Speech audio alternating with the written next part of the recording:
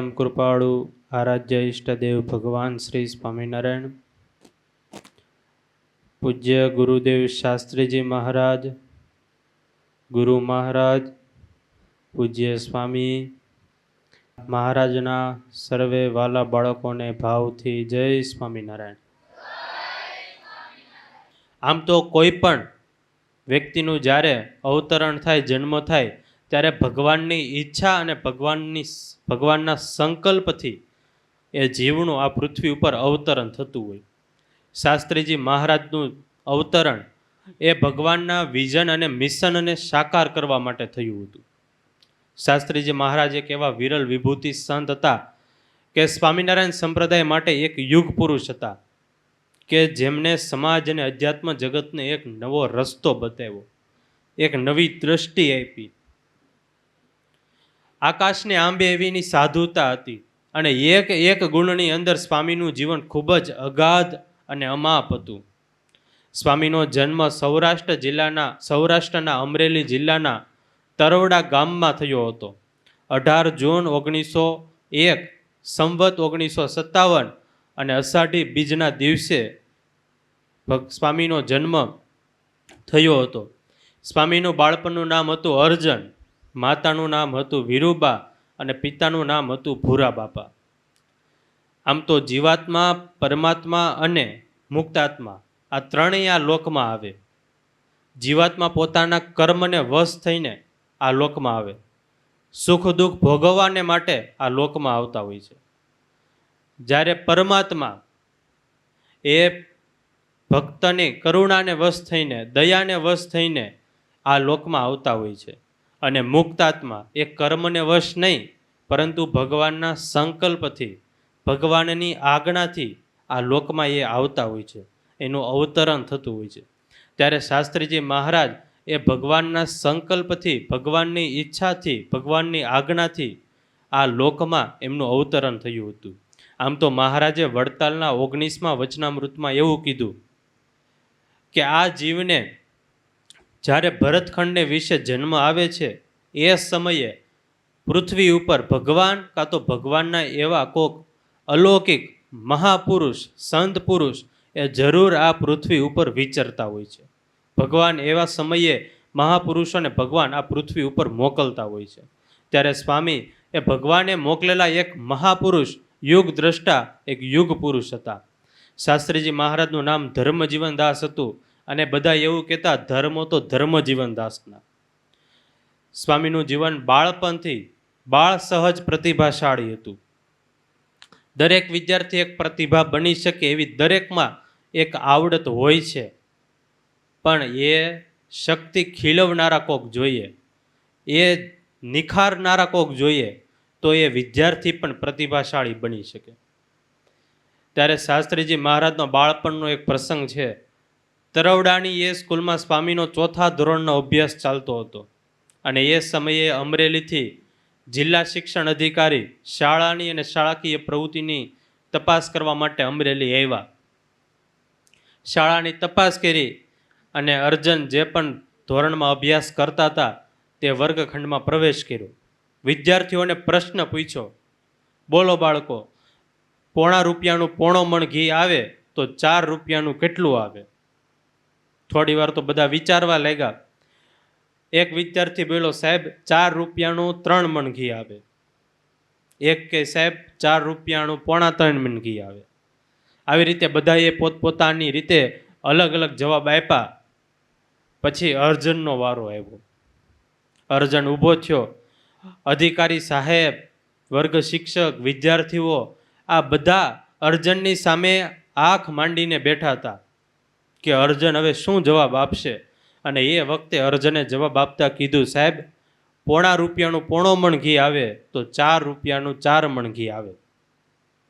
આવી રીતે બધા કરતાં કંઈક અલગ જ જવાબ આપ્યો અને એને તો અંધ અનુકરણ કરવાની ટેવ જ નહોતી. અર્જનનો જવાબ સાચો હતો, પણ સાહેબે વધુ તપાસ કરવા માટે ફરીથી કીધું કે આ બધા તો 3 મણ કે, ઘણા 3.25 મણ કે, અને તું આખા વર્ગખંડમાં તું એકલો જ 4 મણ કે છો, તો કઈ રીતે ગણતરી કરી? અમને ગણતરી સમજાય તો ખબર પડે કે 4 મણ કઈ રીતે આવે. અને ત્યારે અર્જને સ્પષ્ટ રીતે જવાબ આપ્યો, સાહેબ, પોણો મણ ઘી તો 1 રૂપિયાનું 1 મણ ઘી થાય અને 4 રૂપિયાનું 4 મણ જ થાય. આવી રીતે વિશ્વાસપૂર્વક જ્યારે જવાબ આપ્યો ત્યારે સાહેબ પણ આ બાળકની આભા અને પ્રભાને હૃદયથી બિરદાવવા લાગ્યા. સાહેબને પણ પ્રતીતિ થઈ ગઈ કે નહીં, આ નાના બાળકની અંદર જે શક્તિ અને પ્રતિભા છે એ ભવિષ્યમાં જરૂર એક મહામાનવ તરીકે ઝળકી ઉઠશે. મૂળશંકર પંડ્યા, લવજી લાખાણી, ગોવિંદ ઠુમર, ઉમેદસંગ બાપુ, આ બધા અર્જનના બાળપણના મિત્રો હતા. આ બધામાં મૂળુ અને અર્જન એ અભ્યાસમાં અગ્રેસર હતા, ખૂબ જ હોશિયાર હતા. દર વખતે બંને પરીક્ષામાં હરીફાઈ કરતા અને પરીક્ષામાં પહેલા નંબરે અર્જન અને બીજા નંબરે મૂળુ આવતા.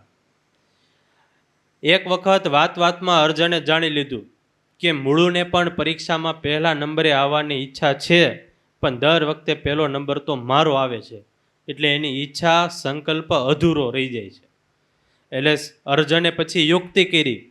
બધા વિદ્યાર્થીઓએ જ્યારે પણ પરીક્ષા આવી ત્યારે પરીક્ષા આપી. થોડા દિવસો પછી પરિણામ જાહેર થવાનું હતું. પરિણામમાં ત્યારે આજની જેવી સિસ્ટમ નહોતી. પરિણામ જ્યારે જાહેર થવાનું હોય ત્યારે બધા વિદ્યાર્થીઓ સ્કૂલે જાય, પોતપોતાના વર્ગખંડમાં બેસે, પછી જે પણ શિક્ષકો હોય એ આવે અને મૌખિકમાં બોલી જાય, આ વિદ્યાર્થી પહેલા નંબરે, આ વિદ્યાર્થી બીજા નંબરે, આ વિદ્યાર્થી પાસ, આ વિદ્યાર્થી નાપાસ. આવી રીતે પરિણામ ડિક્લેર થતું.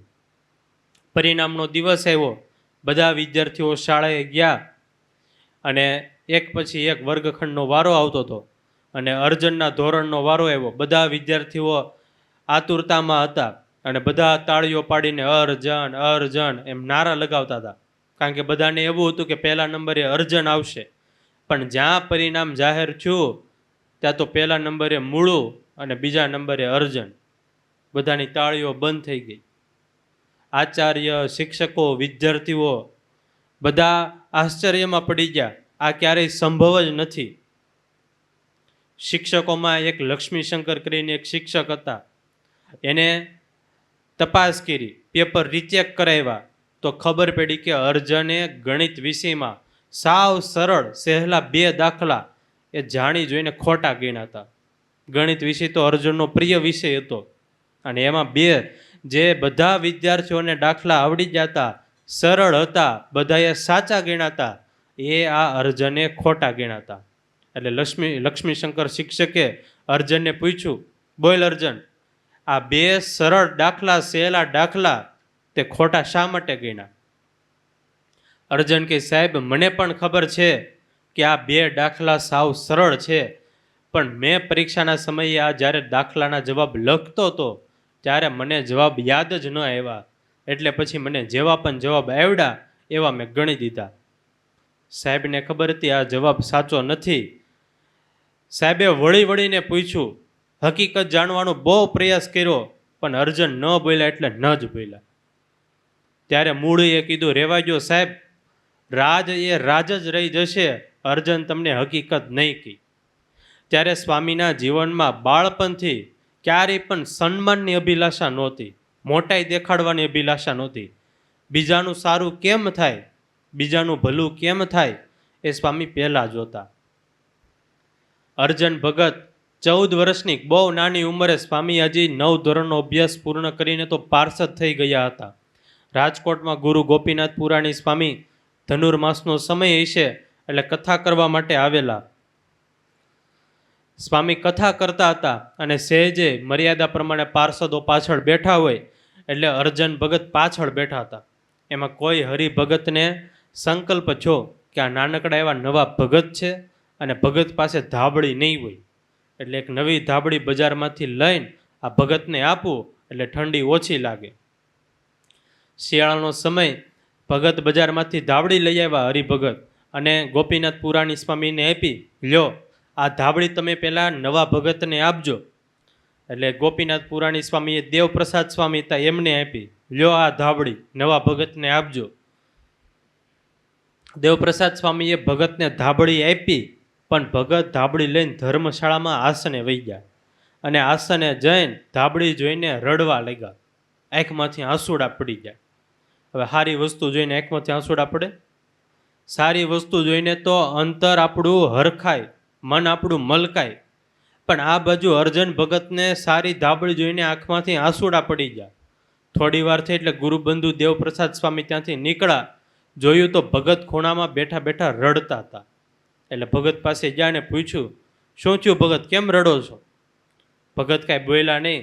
પછી પ્રેમથી સ્વામી પાસે બેસીને અર્જન ભગતને સમજાવ્યું ને કીધું કે આ નાનકડી એવી ધાબળીમાં તમે શા માટે રડવા લાગ્યા? અને ત્યારે અર્જન ભગતના મુખમાંથી શબ્દ નીકળ્યા, સ્વામી, મહારાજની એવી આજ્ઞા છે કે સાધુએ ક્યારેય પણ રંગેલું કસુંબી વસ્ત્ર ઓઢવું નહીં. હવે એ ધાબળી જે હતી એનો છેડાનો ભાગ ખાલી જરીક એવા લીલા દોરાના ધાગાથી ગૂંથેલો હતો. સ્વામીએ કાતર મગાવી અને કાતરથી કપાવી નાખ્યો. પાછી અર્જન ભગતને ધાબળી આપી. પ્રસંગ હાવ નાનો એવો સહેલો છે, પણ આમાં એ સંતની નાનપણથી જ કેવી ધર્મનિષ્ઠા હતી, ધર્મ પ્રત્યે કેવો લગાવ હતો, એમના આપણને દર્શન થાય છે. આવો જ એક પ્રસંગ સ્વામીનો ઋષિકેશમાં બન્યો હતો. ઋષિકેશમાં સ્વામીએ શિબિર કરી હતી, બદ્રીનારાયણની યાત્રા કરી હતી. અને એ સમયમાં ઋષિકેશની કડકડતી ઠંડી, સ્વામીની 80 વર્ષની મોટી ઉંમર હતી. હવે શરીર નાજુક, ના તંદુરસ્ત, અને એ પણ કડકડતી ઠંડીમાં. એટલે એ સમયે એક હરિભગત જબરદાનભાઈ હતા. એમણે સંકલ્પ થયો કે સ્વામીને હું બજારમાંથી એક સ્વેટર લઈને આપું, ભગવું. હવે સ્વામીને જીવન વિશે બધા પરિચિત હતા. કોઈ સાહસ ન કરે સ્વામી સામે જવાનો, નવી વસ્તુ આપવાનો. પણ આ જબરદાનભાઈ એ સ્વામી સાથે હેતવાળા, આત્મીયતાવાળા હતા. એટલે સંકલ્પ થયો, બજારમાંથી નવું ભગવું સ્વેટર લઈ આવ્યા અને સ્વામીને આપ્યું. લ્યો સ્વામી, આ સ્વેટર ઓઢો. હવે મોટી ઉંમરે શાસ્ત્રની છૂટ હોય, એ સ્થિતિએ પહોંચ્યા હોય, એકાંતિક દશાને પામ્યા હોય, ત્યારે શાસ્ત્રની પણ છૂટ હોય. પણ સ્વામીએ એ સ્વેટર ન લીધું, જર્સી ન લીધી. સ્વામી એ સ્વેટર સામું જોઈ રહ્યા. જબરદાનભાઈએ બહુ આગ્રહ કર્યો એટલે પછી સ્વામી એટલું બોલ્યા, જબરદાન, આ જર્સી પહેરવાથી આ શરીરની ટાઈટ તો જાય, પણ આ જર્સી પહેરું, મહારાજની આજ્ઞા લોપવું, અને પછી આજ્ઞા લોપવાથી જીવને જે ટાઈટ ચડે એ તો મારા જન્મો જન્મથી પણ ન ઉતરે. મહારાજની આજ્ઞા લોપીને હું મારા દેહને સાચવું? સ્વામીએ સ્વેટર ન લીધું. સ્વામીને કેટલું આજ્ઞાનું અનુસંધાન હશે. એકાંતિક સ્થિતિને પામ્યા, શાસ્ત્રની છૂટ હોય, દેશ વિદેશમાં સેવા કરનારા હજારો હરિભક્તો હોય, અને એ સમયે આટલી બધી સાવધાની રાખવી એ તો બહુ કઠણ છે, જે સ્વામીના જીવનમાં આપણને સહેજે જોવા મળતું. સ્વામીના જીવનના હજી ઘણા બધા પ્રસંગો છે, પણ છેલ્લા ભગવાને સ્વામીને ઘણી બધી વખત દર્શન આપ્યા, એમના વિશે આપણે શ્રવણ કરવું છે. અનેક વખત મહારાજે સ્વામીને દર્શન આપેલા છે. સ્વામી જ્યારે વડતાલ વિદ્યા અભ્યાસ કરતા, સ્વામી કહેતા કે રવિવારની રજા, ભણવામાં રજા અને ભોજનમાં રજા. સ્વામી હરિજયંતી, એકાદશી, પૂનમ, અમાસ આ બધા તો ઉપવાસ કરે જ, પણ સાથે સાથે રવિવારે પણ ઉપવાસ કરે. આખો દિવસ કાંઈ જમે નહીં, અને આખો દિવસ હરિકૃષ્ણ મહારાજની આગળ ભજન કરે. બપોરે હરિકૃષ્ણ મહારાજને પોઢાડી દીધા હોય, દરવાજા બંધ થઈ ગયા હોય, અને સ્વામી અંદર બેઠા બેઠા એકલા ભજન કરતા હોય, ત્યારે ઘણી વખત હરિકૃષ્ણ મહારાજ એ મૂર્તિમાંથી પ્રગટ થઈને દર્શન આપે, અને મહારાજ બે હાથ ઊંચા કરીને કહે, હું રાજી છું, હું રાજી છું, હું રાજી છું. આવી રીતે તો મહારાજે અનેક વખત દર્શન આપ્યા. મહારાજ સ્વામી મોટી મોણપરી ગામનું જ્યારે મંદિર થતું હતું, મૂર્તિ પ્રતિષ્ઠાનો ઉત્સવ હતો, અને વાસણ લેવા માટે બીજી જગ્યાએ બીજે ગાંવ જવાનું હતું. રાત્રિના સમયે સ્વામી નીકળ્યા, કોઈ એક હરિભગત ગાડા ખેડૂતને લઈને, અને એ સમયે રસ્તામાં ભૂલા પડ્યા જંગલમાં, અને એ વખતે મહારાજ ગોવાળનો વેશ, ભરવાડનો વેશ લઈને આવ્યા, અને મહારાજે રસ્તો બતાવ્યો, એ આ બાજુ હેલાવો, હેલાવો, હેલાવો. એ રીતે કરીને મહારાજે સ્વામીને રસ્તો બતાવ્યો. 21 દિવસનો સ્વામીએ મોટો મહામહોત્સવ કર્યો હતો જુનાગઢમાં. ઉત્સવના 12-13 દિવસ પૂરા થયા, અને દિવસે દિવસે જે પણ હરિભક્તો, દર્શનાર્થીઓની સંખ્યા વધવા લાગી. 10-12 દિવસો પૂરા થયા. એ સમયે રેશનિંગનો કાયદો હાલતો, એટલે નવો માલ સામાન પણ મળે નહીં, અને પૈસા આપીએ તો પણ માલ સામાન ખરીદી શકાય નહીં. અને એ જ સમયે ઉત્સવમાં ચોખા અને ખાંડની અછત ઊભી થઈ. સ્વામીને ચિંતા થઈ, હવે કરશું શું? દિવસે દિવસે હરિભક્તો એ તો વધવા લાગે, દર્શનાર્થીઓ વધે છે. સ્વામીને ચિંતા થઈ, મહારાજને પ્રાર્થના કરી, પ્રભુ આમાં કાંઈ ઉપાય સૂઝતો નથી, આ તમારું કામ છે, હવે આ કામ તમે જ પૂરું કરો. મહારાજને પ્રાર્થના કરી. ભગવાનને ઘણી વખત પ્રત્યુત્તર આપવાની રીત કંઈક અનોખી અને અલગ જ હોય, જે આપણે સામાન્ય રીતે સમજી પણ શકતા નથી. આજે પણ જૂનાગઢમાં પ્રણામી મંદિર છે, એ પ્રણામી મંદિરના એ વખતના પૂજારી, એમને ભગવાને દર્શન આપ્યા. રાત્રિના સમયે ભગવાને દર્શન આપ્યા. પૂજારી રાત્રે સૂતા હતા અને એને ગળાનું કેન્સર હતું. રાત્રે મહારાજે દર્શન આપ્યા એટલે એકદમ અંજવાળું થઈ ગયું. એટલે પૂજારીને થયું અત્યારે કોણ આવ્યું હશે, અને જ્યાં સામું જોયું ત્યાં તો એક કોઈ તેજસ્વી પુરુષ દેખાણા. મનમાં થયું કે આ પુરુષ નાહવા માટે આવ્યો હશે. મહારાજે નીચે ધોતી પહેરી છે ને ઉપર ગુલાબી કલરનો ખેસ એ નાખ્યો હતો. એટલે પૂજારીએ પૂછ્યું, ભાઈ તમે કોણ છો? તો કે હું બ્રાહ્મણ છું. અહીંયા શા માટે આવ્યા? તો કે હું અહીંયા સ્નાન કરવા માટે, નાહવા માટે આવ્યો છું. મહારાજ કે અહીંયા ગામમાં ઘણા દિવસથી ઉત્સવ હાલે છે એવું મેં સાંભળ્યું છે. પૂજારી કે હા, ઘણા દિવસથી અહીંયા બસ નજીકમાં જ જૂનાગઢ મંદિરમાં ઉત્સવ ચાલે છે. મહારાજ કે તો મારે કંઈક સંદેશો કેવો છે એ તમે સંદેશો ત્યાં કોઠારીને આપી આવજો. પેલા પૂજારી કે પણ હું તો બીમાર છું, મને કેન્સર છે, હું કઈ રીતે સંદેશો આપવા જાઉં? મહારાજ કે એ ભલે ને રહ્યું, એ બધું થઈ રહેશે, પણ હું તમને જે સંદેશો આપું એ મારા કોઠારીને તમે પહોંચાડી દેજો. એટલે મહારાજે પછી સંદેશો આપવાનું શરૂ કર્યું. મહારાજ કે હું સરવૈયા બ્રાહ્મણ છું, તમે મારા કોઠારીને જઈને કહેજો કે ઉત્સવ એ રંગે ચંગે પૂરો થશે, કોઈ પણ પ્રકારની ચિંતા કરે નહીં, બધું જ પૂરું થઈ જશે. પહેલાં પૂજારીએ પૂછ્યું, પણ હું સંદેશો લઈને કઈ રીતે જાઉં? હું એટલો બધો બીમાર છું. હવે પૂજારીને એક તો કેન્સર અને મંદિર અરે બહુ બનતું નહીં. એટલે મહારાજ કે એ બધું થઈ રહેશે, લાકડીના ટેકે ધીરે ધીરે ચાલ્યા જજો, કેન્સર પણ સારું થઈ જશે અને ભગવાનનું ભજન કરજો. બીજા દિવસે પૂજારી ઉઠ્યા અને મંદિરે ગયા, જૂનાગઢ મંદિરે. ત્યાં જઈને પૂછ્યું કે મંદિરના કોઠારી કોણ છે? સ્વામી તો કોઈ પણ કામકાજ પ્રસંગે બહાર ગયા હશે. એટલે કોઈ હરિભગતે કીધું થોડી વાર બેસો, હમણાં મંદિરના કોઠારી આવે. એટલે થોડી વાર થઈ ત્યાં તો સ્વામી આવ્યા. સ્વામી એ સમયે માથે ધોતિયું બાંધીને રાખતા, કારણ કે સ્વામી આખો દિવસ યજ્ઞની ઉત્સવની તૈયારીમાં જ રહેતા. છેલ્લા 8-10 દિવસથી તો સ્વામી બેઠા પણ નહોતા, એમાં સુવાની તો ક્યાં વાત જ આવે. એટલે સ્વામી એટલી બધી ઉત્સવની જવાબદારી માથે લઈને ફરતા, ઉત્સવ પૂરો કરતા હતા. અને ત્યાં સ્વામી આવ્યા એટલે કોઈએ કીધું જો હેલાવી એ કોઠારી. એટલે આ પૂજારી તરત જ ગયા સ્વામી પાસે, સ્વામીને જય નારાયણ કર્યા. સ્વામીએ પણ સામે જય નારાયણ કર્યા.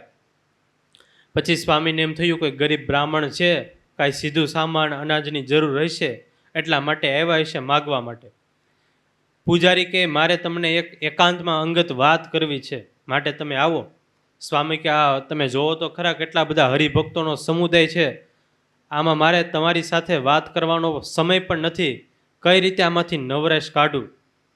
એટલે પૂજારી કે મારે નાની એવી વાત કરવી છે, તમે આવો ને આવો. સ્વામી કે તમે ઓફિસમાં આવો, હું ઓફિસનું મારું કામ શરૂ રાખું અને બાજુમાં તમે તમારી જે પણ વાત કહેવાની હોય તે વાત મને કરજો.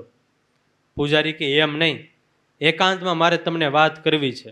એટલે સ્વામી ત્યાં ઓફિસની બાજુમાં એક ઓરડી હતી ત્યાં લઈ ગયા અને બેસાડ્યા પૂજારીને. અને પૂજારીની આંખમાંથી આંસુડા પડી ગયા. એ કે મને કાલે કોઈક તેજસ્વી પુરુષે દર્શન આપ્યા અને તમને એક સંદેશો કહેવરાવ્યો છે તમારા માટે, એ સંદેશો લઈને હું આવ્યો છું. એટલે સ્વામી કે બોલો ને શું સમાચાર છે, શું સંદેશો છે?